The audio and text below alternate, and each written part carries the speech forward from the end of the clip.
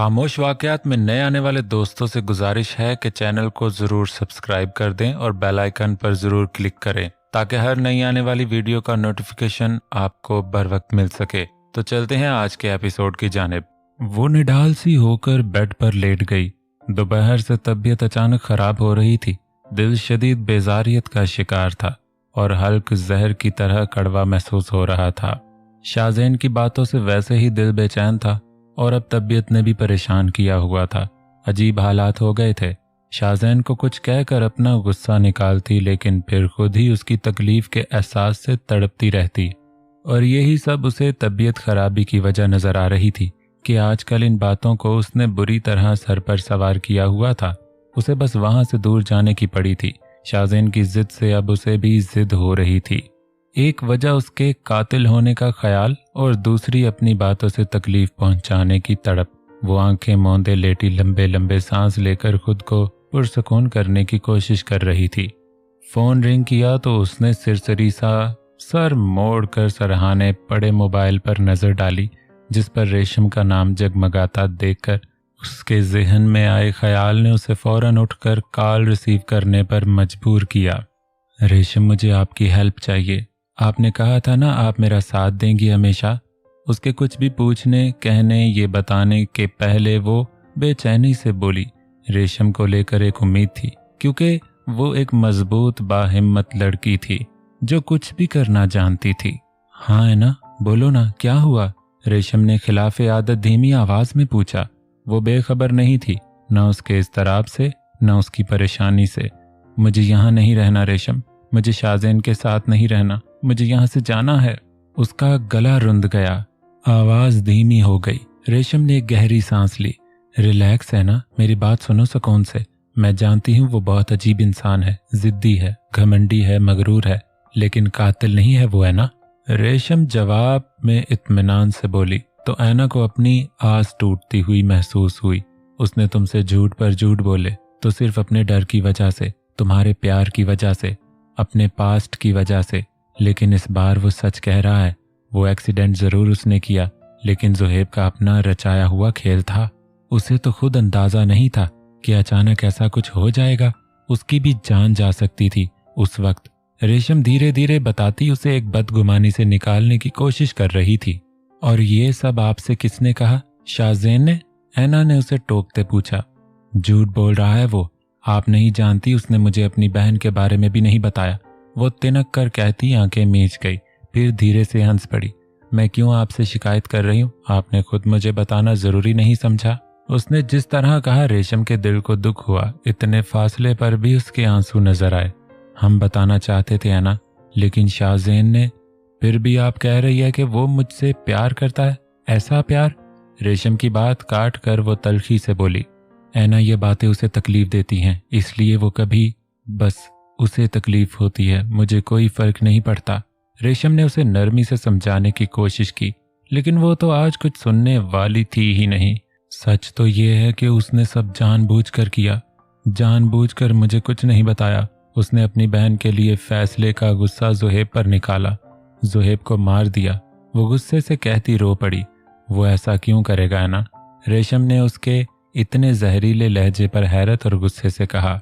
ज़ुहैब झूठ क्यों बोलेगा? ज़ैन झूठ क्यों बोलेगा? रेशम ने फौरन उसकी बात काटी, क्योंकि उसे सिर्फ झूठ बोलना आता है। ऐना ने दांत पीसकर जवाब दिया। बहुत अच्छा समझ गई हो फिर तुम उसे।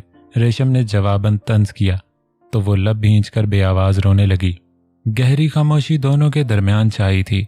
रेशम को उसकी हालत का अंदाजा था, लेकिन इस कदर बेयकीनी और बदगुमानी वो भी ये जानते हुए कि वो उससे कितनी मोहब्बत करता है, हैरत में डाल रही थी। रेशम, मैं यहाँ नहीं रहना चाहती, क्योंकि मुझे जितनी तकलीफ सच जानकर हुई है, इतनी ही तकलीफ हर बार उसे दुख देकर होती है। काफी देर बाद वो कुछ सुकून से बोली तो रेशम ने एक गहरी सांस ली। मैं बार बार ये सोचकर घुटने लगती हूँ कि उसने ज़ुहैब का कत्ल किया था। उसकी वजह से मेरी अम्मी की जान गई और अपनी उस घुटन को कम करने के लिए मैं सारी भड़ास उस पर निकाल देती हूँ। मैं उससे मोहब्बत करती हूँ रेशम, लाख चाह कर भी उससे नफरत नहीं कर सकती। अपनी बातों से उसे ठेस पहुंचाकर मैं खुद भी खुश नहीं होती, उससे ज्यादा तकलीफ होती है मुझे। इसलिए मैं यहाँ नहीं रहना चाहती। खुद को और उसे बार बार अजियत देने से बेहतर है मैं यहाँ से चली जाना चाहती हूँ, सब कुछ भूल जाना चाहती हूँ। वो अपने दिल की बात उससे शेयर करके उसे समझने की उम्मीद कर रही थी। मैं उसे बहुत अच्छी तरह से जानती हूँ, है ना। अगर वो नहीं चाहता तो किसी सूरत नहीं माने, लेकिन मैं उससे बात करूंगी, समझाऊंगी उसे। तुम बस कोई ऐसा कदम मत उठाना जिससे बाद में पछताना पड़े। माना कि वो गलत है, माना कि तुम सही हो, माना कि एतबार टूटने पर इंसान टूट जाता है, लेकिन फिर भी उसकी गलतियों से हटकर उसकी मोहब्बत को बुनियाद बनाकर सोचोगी तो हर चीज को बहुत छोटा पाओगी। शाहज़ैन से ज्यादा नहीं आजमाया तुम्हें किस्मत। अगर वो गलत भी है तो हक पर है। रेशम की बात जारी ही थी और वो झुंझला के फोन बंद कर चुकी थी। फोन कान से हटाकर सर बेड पर रखे बेआवाज रोने लगी। 2 दिन से घर और दिल मुकम्मल वीरान थे। उनके दरमियान अनदेखे फासले बढ़ते जा रहे थे। दोनों ही चुप की चादर ओढ़े एक दूसरे से लाताल्लुक अपनी अपनी आग में जल रहे थे। शाहज़ैन को उसका हर पल तकलीफ देता रवैया खामोश रहने पर मजबूर कर रहा था। वो अपनी तरफ से उससे नाराज था, लेकिन मनाने वाले को कब परवाह थी। वो रूम से बाहर गया तब वो सो रही थी। जब वापस रूम में आया तो रूम खाली था, लेकिन वॉशरूम के अध खुले दरवाजे से उसे वॉश बेसन पर झुके वॉमिटिंग करते देखकर वो बुरी तरह परेशान हुआ। ऐना तेजी से आगे बढ़ते हुए उसे पुकारा तो वो सीधी होकर बेतरतीब सांसें लेती उसे देखने लगी और आगे बढ़कर दरवाजा बंद कर दिया। वो लब भींच कर रह गया और वही खड़ा उसके बाहर आने का इंतजार करने लगा। उसकी कमजोर होती सेहत को महसूस करके भी वो कुछ करने से कासिर था। उसकी जिद दूर जाने की थी और शाहज़ैन को एक उसके सिवा सब मंजूर था। वो टॉवल से चेहरे को खुश्क करती बाहर आई तो शाहज़ैन उसे गौर और संजीदगी से देखते हुए आगे बढ़ा और करीब आकर उसके चेहरे को दोनों हाथों में थामे उसके चेहरे को पढ़ने लगा। उसकी वीरान काजल से बेनियाज आंखें, पीली पड़ती रंगत और सूखे लब उसे दर्द की गहराई में ले गए। सारी फ्रेशनेस खींच ली गई हो जैसे, जिस्म का सारा खून सूख गया हो जैसे। क्या हो रहा है तुम्हें? उसकी आवाज बहुत धीमी और बेपनाह फिक्र समेटे थी। ऐना का दिल एक बार को उसके यूं देखने से धड़कना भूला, लेकिन फिर खुद को कंपोज करती उसके हाथ चेहरे से हटाने लगी। कुछ नहीं, मैं ठीक हूँ, नजरें फेर के कहती वो उससे दूर हुई और टॉवल को कुर्सी की बैग पर फैलाने लगी। तुम ठीक नहीं हो, डॉक्टर को बुलाना होगा। वो उसे देखकर सरनफी में हिलाते हुए बोला और मोबाइल पॉकेट से निकाले डॉक्टर का नंबर ढूंढने लगा। ऐना ने उसे देखते उसके हाथ से मोबाइल लिए उसे रोका। शाहज़ैन, मैंने कहा ना मैं ठीक हूँ, प्लीज तुम मुझसे ये हमदर्दी मत जताओ। वो मोबाइल को टेबल के साइड पर रखे बेजार से लहजे में बोली और फिर उसकी जानिब देखा जहां अपनी बात का असर उसके चेहरे पर नजर आ रहा था। मैं खुद को संभाल सकती हूँ, मुझे नहीं जरूरत किसी की। वो लाख चाह कर भी अपनी आवाज को भीगने से नहीं रोक पाई, लेकिन आंखों तक उस नमी के पहुंचने से पहले ही साइड से आगे बढ़कर वहां से जाने लगी। जब शाहज़ैन ने उसकी कलाई थामे रोका और करीब होकर पीछे से उसे अपने बाजुओं में कैद किए उसके इरादे को नाकाम किया, वो सांस रोक कर रह गई। तुम तो खुद को संभाल लोगी, लेकिन मैं इस दिल को कैसे संभालूं? ये जो मेरी अना को मारकर तुम्हारे लिए मर रहा है। वो उसके कंधे पर पेशानी रखे धीमे गंभीर लहजे में बोला तो आवाज में दर्द और उदासी घुल गई थी। ऐना ने उसके हाथ हटाकर उसके हिसार से निकलकर उसकी जानिब पलट कर उसे देखा। इसे भी धोखा दे दो, उसे भी झूठ बोल दो, इसे भी बहला लो जैसे मुझे बहलाते रहे आज तक। उसने आसूदगी से मुस्कुराते हुए उस पर तंज किया। वार करने का एक मौका नहीं छोड़ना तुमने। वो जख्मी सा मुस्कुरा कर बोला तो उसका शिकायत करता लहजा और खफा आंखें ऐना की सारी बेइतनाई को राख कर गई। वो तड़प गई उसके इस अंदाज में शिकवा करने पर। इसीलिए तो यहाँ नहीं रहना चाहती, ताकि न चाहते हुए भी बार बार तुम्हें अपनी बातों से हर्ट न करूं। वो सर झुकाए आंसू बहाती बोली। शाहज़ैन की आंखें मुस्कुराई। उसके इस तरह अपने ही दिए जख्म पर मरहम लगाने से उसने एकदम ही उसे खींच कर करीब किया। वो किसी बेजान चीज की तरह आकर उसके सीने से लग गई और इस अचानक अफ्ताद पर दिल जोरों से धड़क उठा। आंखों में हैरत और घबराहट लिए उसे देखने लगी। मेरा इतना ख्याल मत करो जाना, दिल आउट ऑफ कंट्रोल धड़क रहा है। वो उसकी आंखों में देखते धीमे सुलगते लहजे में बोला। ऐना ने सांस रोके उसकी बहकती निगाहों से नजरें चुराकर नीचे कर ली। इतनी मेहनत से खुद से लड़ लड़ कर मुझसे नफरत जताती और फिर मेरी फिक्र में सब जाया कर देती हो। उसकी भीगी पलकों को देखते धीरे से मुस्कुराया और झुककर लबों को पेशानी से छुआ तो उसकी दहकती सांसें चेहरे को झुलसाने लगी। तुम बताओ, क्या मेरा तुम पर पागल होना गलत है? उसने हाथ से चेहरा ऊपर किए अपनी तरफ देखने पर मजबूर किया। ऐना को उसकी आंखों में हमेशा की तरह मोहब्बतों का जहान नजर आया जिसने उसकी धड़कनों को मुंतशिर किया। उसकी आवाज जज्बात से मध्यम पड़ती मजीद गहरी हुई। उसकी तेज परफ्यूम की खुशबू सांसों में उतरती उसके करीब होने के एहसास अंदर तक भरने लगी। तुम्हारी तरह पत्थर दिल नहीं होना, इसलिए गलती हो जाती है। उसने अपने धड़कते दिल और बदलती कैफियत पर कंट्रोल पाते उसके हाथ हटाकर दूर होने की कोशिश की। ये गलतियां मारेंगी मुझे। वो सर तिरछा किए मुस्कुरा कर बोला, इतनी अच्छी एक्टिंग कैसे कर लेते हो? ऐना को इस पल उसकी जानलेवा बातों से जान छुड़ाने के लिए गुस्सा करना ही सही लगा, लेकिन नजरें नहीं मिलाई। तुम्हें देख देख कर निकल जाती है, वो मुस्कुरा कर बोला और उसकी खुद को आजाद करने की कोशिश के जवाब में एक झटका देकर खुद में भींचा। शर्म तो छू कर भी नहीं गुजरी। वो उसके इस अमल पर उसे गुस्से से देखती हुई बोली, शर्माती है मुझसे, इसलिए नहीं छूती। वो डिटाई से मुस्कुराया। हाँ, इतने ढीठ जो हो। ऐना जोर से बड़बड़ाई, तुम भी तो कम नहीं। प्यार तो कभी जताना नहीं, नफरत का एक मौका नहीं छोड़ना। प्यार नहीं करती मैं तुमसे, सिर्फ नफरत करती हूँ। वो फौरन आंखें निकाल कर बोली। शाहज़ैन दिलकशी से हंस दिया। What a funny joke. उसकी बात को सरासर मजाक लेकर हंसा। वो जल कर रह गई। तुम खुद को भी इतना नहीं जानती जितना मैं जानता हूं तुम्हें। वो एक हाथ से उसका गाल खींचते हुए बच्चों की तरह बहलाने वाले अंदाज में बोला। ऐना ने उसे बेदरे घूर कर देखा। शोहर को ऐसे नहीं देखते, अल्लाह नाराज होता है। वो मुस्कुराहट रोक के बोला। और दिल जलाने वालों को क्या प्यार करता है? वो दांत पीस कर बोली। नफरत बोलकर प्यार करने वाली बीवी देता है। जवाबन उसे डिटाई से मुस्कुरा कर देखा। वह झंझलाकर पूरी कुव्वत से कसमसाई। दूर हो मुझसे। नाकामी पर झंझलाकर चिल्लाई। दूर रहने के लिए शादी नहीं की। वो बज़ाहिर संजीदगी से बोला, लेकिन आंखें शरारत झलका रही थी। तो क्या मेरी जान खाने के लिए की है? वो जिच होकर उसे देखती बोली। जवाब पसंद नहीं आएगा तुम्हें। वो मानी खेज नजरों से देखते धीमा सा मुस्कुराया तो उसका दिल धड़क कर रुका। तुम ही पसंद नहीं मुझे। उसने नीचे नजर किए गुस्से से, लेकिन धीरे से कहा। तो कौन पसंद है? शाहज़ैन ने उसका चेहरा ऊपर किए मसनूई गुस्से से घूरा। तुम्हारा सर।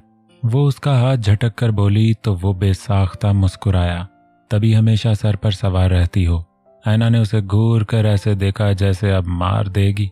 हर बात का जवाब पहले से तैयार होता ना तुम्हारे पास।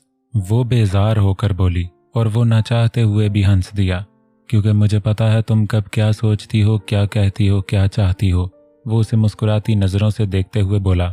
मैं उधर हूँ और इधर हूँ। उसने 2 उंगली से पेशानी को छुआ और फिर लबों को कि वो काम कर सांस रोक गई। उसने उंगलियों को दिल पर रखा। और इधर।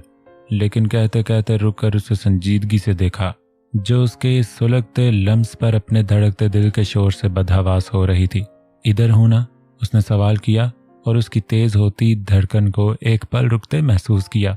वो जो उसकी हरकत पर सांस रोकी खड़ी थी, उसकी नजरों में बेपनाह संजीदगी देखकर और उसके लम्स की हरारत से अपने जिस्मो जान को जलता महसूस करके उसका हाथ धीरे से हटाकर पीछे कर गई। शाहज़ैन छोड़ो मुझे। अब की दफा उसने बेबसी और मिन्नत भरे लहजे में कहा, लेकिन उसने जैसे सुना ही नहीं। उसे इत्मीनान से अपने चेहरे पर नजरें जमाए खुद को निहारते देखकर वो गुस्से से मुंह खोले झुकी ताकि उसके कंधे पर दांत गाड़ते खुद को आजाद करे। लेकिन फिर पागल दिल उसकी तकलीफ के ख्याल से थोड़े से फासले पर ही रुकने को मजबूर किया। वो जो इस तकलीफ के लिए खुद को तैयार किए था, उसके यूं अचानक रुकने पर बेसाख्ता मुस्कुराया। वो पीछे हुई और खुद को कोसती रह गई कि क्यों आखिर इतनी कमजोर है। उसकी तकलीफ का सोचते ही तड़प जाती है। इतना आसान नहीं मुझसे अलग होना। वो हंसकर चैलेंज करने वाले अंदाज में बोला। वो जो अपनी बेबसी पर रोने को बेचैन थी, नजरें उठाकर उसे देखा और आंखें भर आईं। शाहज़ैन की हंसी, मुस्कुराहट, शरारत सब गायब हो गई, उसकी आंखों में खो गई। यही जता रहे हो ना कि तुमसे कमजोर हूं, बेबस हूं, नहीं जीत सकती? मुबारक हो, हंस लो मुझ पर। वो उसे बेचैन कर गई। उसके लहजे पर, उसकी बात पर दिल तड़प उठा। बेसाख्ता उसे आज़ाद किए दूरी अख्तियार की। वो वहीं खड़ी रही जैसे अब तक उसने जकड़ा हुआ हो। वो रुख दूसरी तरफ किए, खुद पर जब्त किए अपना इश्ताल, अपना दर्द, अपनी बेबसी, सब कुछ बर्दाश्त करता रहा। जो कभी हंसी पर कुर्बान होती थी, अब दर्द देने के बहाने ढूंढती है। काफी देर की खामोशी के बाद जब वो ड्रेसिंग के आगे खड़ी अपना दुपट्टा कंधे पर दुरुस्त कर रही थी, वो सिगरेट का कश लेते हुए बोला। उसके पुर दर्द लहजे में दुनिया की तमाम थकान महसूस करके ऐना ने बेआवाज सिसकी ली। सोचा नहीं था इतने बदल जाओगे, मेरे लिए हंसते हंसते मुझ पर हंसने लगोगे। वो बिना पलट कर देखे धीरे से बोली, तुम पर नहीं बल्कि तुम्हारी वजह से हंसता हूँ, कसम ले लो तुमसे पहले 13 साल तक नहीं हंसा। वो उसकी तरफ नजर किए शिकायत भरे लहजे में बोला, तुम्हारा नजरिया बदल गया है ना, मैं तो आज भी वही हूँ, तुम्हारे इश्क में पागल, खुद से बेगाना। वो दरवाजे से बाहर निकलकर बस खुद में उसे मुखातिब किए बोला।